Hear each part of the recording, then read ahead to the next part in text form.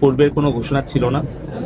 পরিবেশ পরিস্থিতির প্রয়োজনীয়তার প্রেক্ষিতে গোয়েন্দা সংস্থা এবং আইন শৃঙ্খলা রক্ষাকারী বাহিনীর সহযোগিতার স্বার্থে আমরা প্রযুক্তিগত সহায়তা দিচ্ছি এবং যত দ্রুত পরিবেশটা নিয়ন্ত্রণে আসবে, আইন শৃঙ্খলা আমাদের নিয়ন্ত্রণে থাকবে এবং আমরা এই আশঙ্কা থেকে মুক্ত হতে পারবো।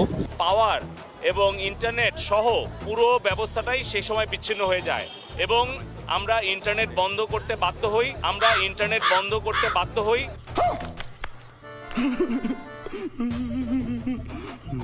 পরীক্ষামূলক দ্রুত আমরা ব্রডব্যান্ড চালু করছি। বিশ্বের সঙ্গে যোগাযোগ বন্ধ ও বাংলাদেশকে পেছনে নিতে পরিকল্পিতভাবে ডাটা সেন্টারগুলোতে আগুন দেওয়া হয়েছে বলেও জানান প্রতিমন্ত্রী। अच्छा